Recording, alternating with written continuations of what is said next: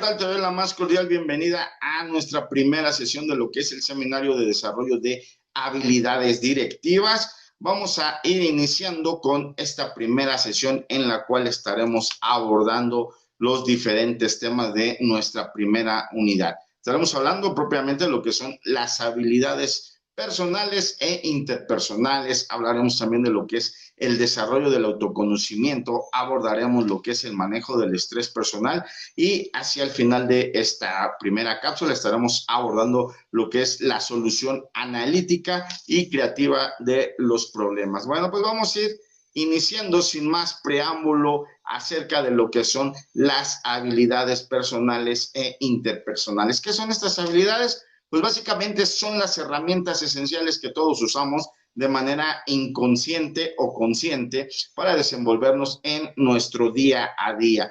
Y dentro de ellas tenemos propiamente lo que son las habilidades personales, ¿verdad? Que son aquellas que tienen que ver con el conocimiento y el manejo de uno mismo. Dentro de ellas nos encontramos, como vemos en este listado, propiamente lo que es el autoconocimiento. ¿Qué es el autoconocimiento? Pues básicamente saber quién eres, cómo piensas, qué te gusta y qué te hace reaccionar. Tenemos además lo que es el autocontrol. El autocontrol te permite regular tus emociones y comportamientos, especialmente en los momentos difíciles. En esos momentos en los que estás a punto de explotar, pues precisamente ahí se aplica la parte del autocontrol. Tenemos la parte de la autoestima, que es la forma de valorarte de manera equilibrada, es decir, sin que te sobrevalores, pero tampoco que te infravalores, ¿verdad? Es decir, es el punto de equilibrio en el cual tu autoestima está básicamente regulada. Esta otra herramienta propiamente que es la motivación personal, es decir, aquellas metas que tienes y las ganas que tienes para alcanzar dichas metas. Y finalmente, el manejo de tiempo y toma de decisiones, ¿verdad? Estas habilidades incluyen, entre todas, diferentes retos que tenemos que aprender y que de manera individual nos hacen crecer. Es decir, todas estas habilidades en su conjunto nos ayudan a crecer de manera interna.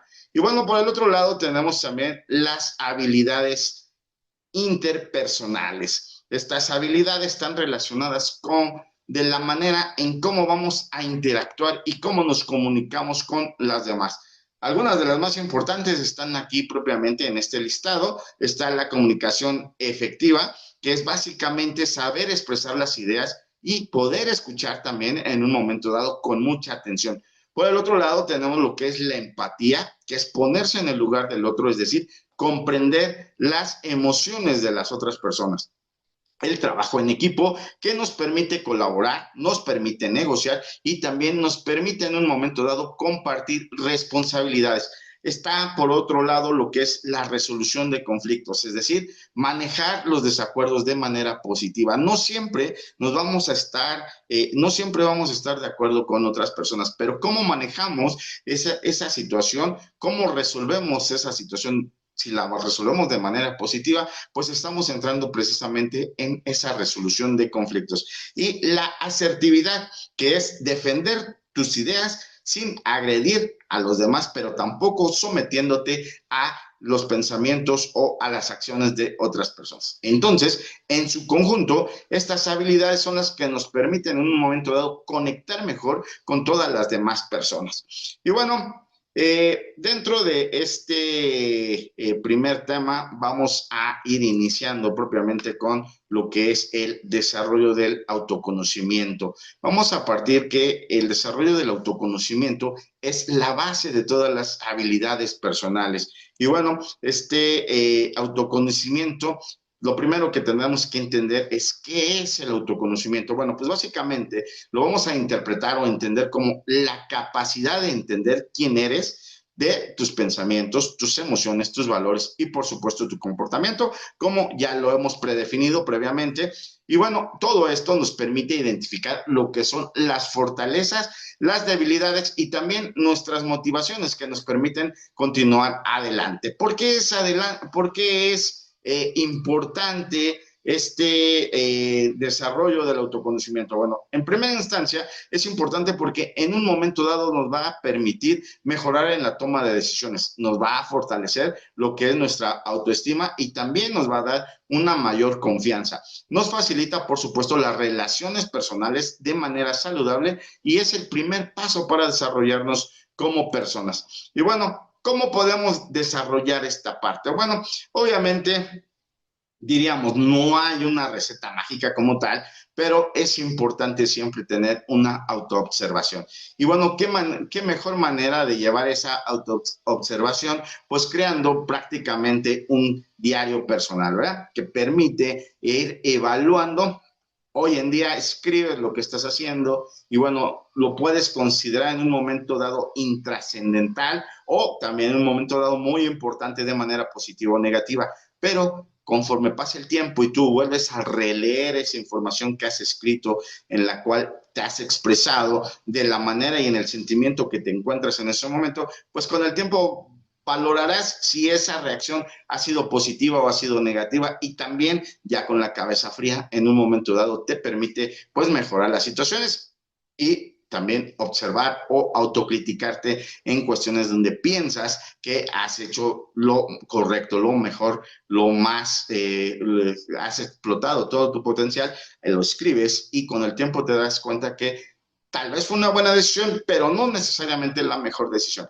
Y bueno, otra manera también de desarrollar este autoconocimiento es escuchar retroalimentación con apertura. Es complicado, por supuesto, estar escuchando a las demás personas y sobre todo en cuestiones donde tú crees que estás bien y te dicen por ahí que no es tan bien o no es tan bueno lo que has hecho, ¿verdad? O que no es el máximo que podrías dar. Y bueno, de alguna manera ese punto llega a tocar en un momento dado tu ego, pero bueno, escuchar con atención esa retroalimentación y con la suficiente apertura te va a permitir también crecer en un momento dado.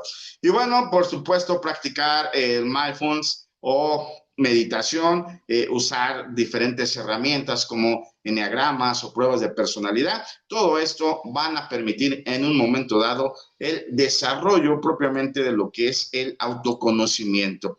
Y bueno, pues el autoconocimiento, como podemos ver, nos permite tomar decisiones de manera más consciente, nos permite, por supuesto, como ya hemos dicho, el fortalecimiento de la autoestima, nos permite crear y generar motivación personal y, por supuesto, lo que son las metas más claras, mejorar el manejo de las emociones, es decir, tener un mayor autocontrol en momentos clave y, bueno, las relaciones más empáticas y asertivas con todas las demás personas.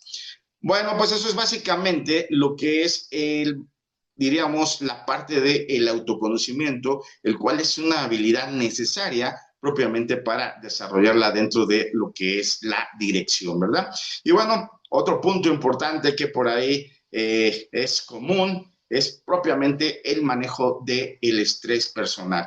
Todos sabemos y todos hemos pasado en un momento dado por estrés. ¿Qué es el estrés? Pues básicamente es una reacción natural del cuerpo ante situaciones que demandan cierta adaptación. Y este estrés puede ser positivo o puede ser negativo. Esto va a depender mucho de cómo se gestione dicho estrés, ¿verdad? Y bueno, pues para ello es necesario entonces generar una serie de estrategias que nos permitan en ese punto clave y en ese punto grave en el que estamos llenos de estrés, generar o tomar las diferentes estrategias para ir controlando el estrés.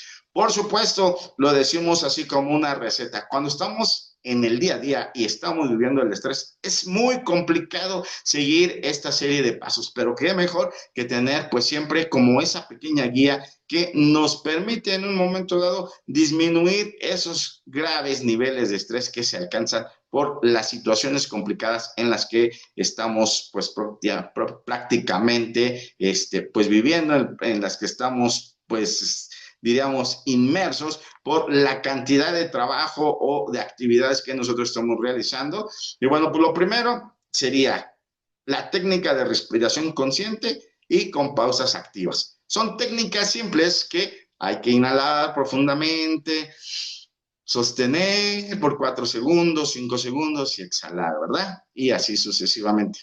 Es complicado, por supuesto que sí, es complicado llevarlo a la práctica cuando estás metido en el estrés, ni siquiera te das cuenta de los niveles de estrés que tienes. Pero bueno, una vez que te das cuenta de esa situación, tienes que respirar, tomarte esos 5 segundos y bueno, seguir con, pues diríamos, la actividad que concierne, ¿va?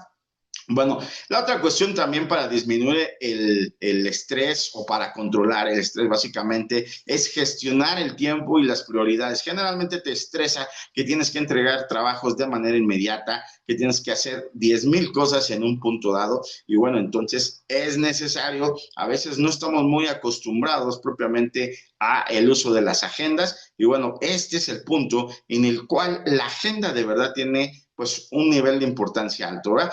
Es decir, la agenda nos va a permitir gestionar precisamente lo que son prioridades y bueno, dividir esas grandes tareas en pequeños pasos, en pequeñas metas que nos permitan llegar a el punto clave y obviamente esto nos va a generar una liberación de ese estrés que tenemos. Y bueno, la otra parte que ya es más personal, que no tiene tanto que ver propiamente con nuestras actividades y que no tiene que ver en el momento clave, pero que sí es muy importante, es tener una actividad física regular. La actividad física regular te va a liberar de todo tipo de tensiones y lo más importante, te va a mejorar tu estado de ánimo. Y bueno, aquí cabe recalcar que esta parte de la actividad física es muy importante. Estuvimos por ahí de manera personal laborando en una empresa en la que pues obviamente los niveles de estrés eran muy altos y bueno, afortunadamente coincidió con, diríamos, el tiempo, con una actividad física que teníamos por ahí, pues durante la noche prácticamente, entonces durante el día teníamos todas las actividades laborales que correspondían y bueno, llegando las 7, 8 de la noche, nos olvidábamos del trabajo, nos íbamos a la actividad física, realizábamos una hora de la actividad física, del ejercicio que teníamos que realizar y bueno, pues ya llegar a la casa, darse un baño y dormir, ¿verdad? Y así, después de la actividad física, pues obviamente duermes como angelito y bueno, al otro día regresas a la actividad física con pues todo el estrés liberado y bueno, obviamente eso te permite también en un momento dado afrontar esas cuestiones y liberar por supuesto el estrés. Y bueno, otra situación importante es el apoyo social. Aquí es necesario poder platicar las cuestiones que te estresan con los amigos, con la familia o en su momento dado con alguien de confianza, con tal de ir liberando propiamente esa situación. Y finalmente, lo más importante de todo esto es afrontar esas situaciones de manera positiva. Es decir, cuando tenemos estrés es porque algo no lo podemos resolver de manera inmediata o porque nos está comiendo el tiempo, porque nos está comiendo diferentes situaciones. Entonces, aquí lo importante es enfocarnos propiamente en la solución. Obviamente el problema está ahí de por medio, no hacer como el enfoque únicamente en la parte del problema, sino irnos o buscar directamente la solución, ¿verdad? Y bueno, pues básicamente eso sería el manejo del estrés. Por supuesto, lo que he mencionado anteriormente no es tan simple, tan sencillo de llevarlo a cabo, pero es parte de los procesos a los que nos enfrentamos en el día a día. Seguramente tú tendrás por ahí alguna receta diferente, alguna situación diferente, que bueno, por supuesto nos puedes compartir en el foro y bueno, bienvenido también tu comentario acerca de cómo manejas el estrés. Vamos con la siguiente parte, el punto ya de la parte teórica de nuestra materia, que es la solución analítica y creativa de los problemas. Y bueno, aquí es muy importante que prestes un poquito de atención a este apartado, ya que al final de este apartado, pues viene una cuestión propia que aplica en el ejemplo, en el caso de estudio que tenemos para ti, que es nuestra primera actividad y tiene básicamente pues el valor del 20%. Es únicamente los últimos 4 puntos que son muy importantes que tú entiendas y bueno, que conozcas también en un momento dado si no los conocías. Pero bueno, pues iniciamos con este apartado. ¿Qué es entonces la solución analítica y creativa de los problemas? Pues básicamente, como aquí nos lo dice, pensar, cuestionar, crear y actuar. ¿Qué es? Bueno, básicamente es la capacidad de identificar y analizar la manera de resolver los problemas de manera lógica, analítica y original, o sea, la parte creativa.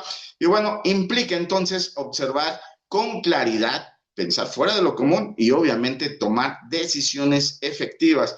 Y bueno, para esto están los dos enfoques que diríamos a veces se contraponen, pero en realidad son enfoques complementarios, ¿verdad? Está el pensamiento analítico por un lado y está el pensamiento creativo por el otro. Dentro del pensamiento analítico nos vamos a encontrar con la primera situación de que vamos a analizar paso a paso las situaciones, los problemas que se nos están presentando para poderlos resolver. Y bueno, dentro del pensamiento creativo también nos encontramos entonces bajo ese mismo rango, ese mismo rasgo, que se proponen ideas novedosas, es decir, ideas que no están contempladas en la parte analítica propiamente. Y bueno, del otro lado tenemos entonces, dentro de las cuestiones analíticas, cuando tenemos un problema, pues usamos datos y evidencias que sean claros. Y bueno, dentro del pensamiento creativo se rompen con esos esquemas tradicionales, se busca propiamente pues otra respuesta. Tenemos dentro del pensamiento analítico lo que son los procesos lógicos, es decir, se sigue una pauta de procesos lógicos y dentro del pensamiento creativo se imaginan múltiples posibilidades. Y bueno, dentro del pensamiento analítico nos enfocamos en el cómo y en el por qué, ¿verdad? Y dentro del pensamiento creativo estaríamos diciendo, ¿y qué tal si? Y si se pudiera hacer de tal manera, entonces estamos viendo que el pensamiento analítico nos da la estructura, algo que ya tenemos, diríamos, de escuela, básicamente estudiado, pero el pensamiento creativo rompe esos esquemas y nos permite en un momento dado generar diferentes situaciones. Y bueno, ¿cuáles serían las estrategias entonces para poder desarrollar esta habilidad? Primero que nada, pues obviamente estudiar, trabajar, realizar mapas mentales que nos permitan visualizar las relaciones entre diferentes ideas. La técnica Scamper también nos permite en un momento dado sustituir, combinar, adaptar, modificar o poner incluso a otros, eliminar y reordenar toda la reestructura de nuestro problema. Además, también tenemos el análisis de causa de raíz, que básicamente estamos hablando de los diagramas de Ishikawa, en los cuales nos permiten ver el problema y estar viendo todos los ramales que se tiene de esa situación. La lluvia de ideas también no se puede descartar, más obviamente una evaluación objetiva y bueno, los estudios de caso o resolución de retos prácticos, ¿verdad? Como el que ha quedado en este caso, una pequeña tarea donde dejamos un pequeño caso, un estudio de caso en el que te damos el contexto de una situación y te ponemos a ti a analizar directamente la situación. ¿Qué harías en esta situación? ¿Qué harías en tal caso? ¿Va? Y bueno, obviamente eso te va nutriendo y te va desarrollando precisamente esta habilidad de poder solucionar de manera analítica y creativa lo que sean, pues obviamente, todas las cuestiones de los problemas, ¿verdad? Y bueno, pues básicamente con esto ya estamos casi cerrando. Vamos a ir hablando propiamente de cuál es el proceso entonces para la solución analítica de los problemas. Vamos a empezar con que debemos llegar a definir el problema. Y bueno, entonces aquí tenemos que ser muy claros en definir el problema. Tenemos que diferenciar hechos de opiniones, es decir, no es lo mismo que me digan esto puede ser, esto fue, esto sería. No. ¿Cuáles son los hechos? Eso es lo importante. Luego, especificar cuáles son las causas.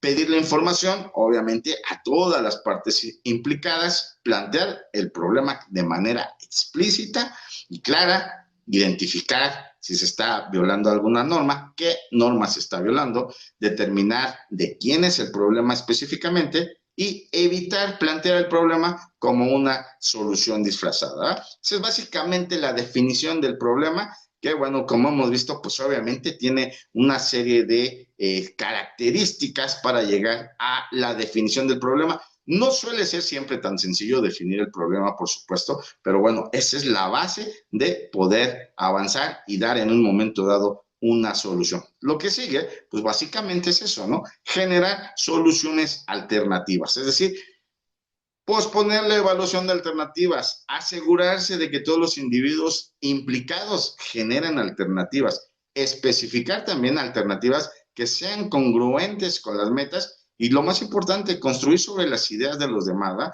No quedarnos en una sola situación, sino ir más allá, ver cuáles son las posibles soluciones y bueno, pues llegar precisamente a ese punto. El tercer paso es evaluar y seleccionar la alternativa. Evaluar con respecto a un estándar que debe ser óptimo, evaluar de manera sistemática, evaluar obviamente en relación con nuestras metas y evaluar los efectos principales y los efectos secundarios, así como especificar la alternativa elegida de manera explícita. Y finalmente, poner en práctica la solución y hacer un seguimiento. Es decir, no se da nada por sentado que una vez que hemos llegado, consensuado y evaluado la posible solución, nos va a dar el resultado esperado. Es ponerla en práctica en el momento adecuado y darle la secuencia correcta. Brindar también oportunidades para la retroalimentación y fomentar la aceptación de las personas afectadas, establecer un sistema de supervisión que sea continuo y finalmente evaluar con base en la solución del problema. Y pues básicamente este es el proceso para la solución analítica de lo que son los problemas. Y bueno, para ir cerrando este apartado, es momento de hablar propiamente de lo que son los múltiples modelos de creatividad. Tenemos el modelo en el cual hablamos prácticamente de lo que es la novedad, que parte de la imaginación, y básicamente es experimentación, explotación, exploración y asumir una serie de riesgos. Es decir, todas esas ideas que se van a transformar y obviamente que provienen de un pensamiento revolucionario y de una visión única, ¿va? Y tenemos por el otro lado el modelo de inversión, que básicamente se trata en este punto de ser el primero en algo, de lograr metas de manera rápida, obviamente obtener respuestas rápidas y finalmente, pues que de alguna manera este tipo de modelo creativo permite que ataque directamente los diferentes problemas a los cuales pues se enfrenta o se presenta la situación, ¿verdad? Y bueno, también tenemos el modelo de mejora, que básicamente es ir tomando las mejoras paulatinas de todo lo que ya está por ahí establecido, generar de manera sistemática nuevas soluciones, obviamente creando todo esto de manera muy cuidadosa. Y finalmente podemos hablar de lo que es la incubación o sustentabilidad, ¿verdad? Que aprovecha el trabajo en el equipo, la participación y por supuesto la coordinación de todas las personas en la creación de este proyecto y lo cual permite finalmente una cuestión o una creación de lo que es la confianza. Bueno, pues con eso estamos llegando básicamente a lo que es fin o el cierre de esta primera cápsula. Esperamos que el material que hemos presentado aquí sea pues de utilidad y bueno, te permita desarrollar esa primera actividad que ha quedado en plataforma. Bueno, como siempre te deseamos lo mejor. Nos estamos viendo en nuestra siguiente cápsula. Hasta pronto y mucho éxito.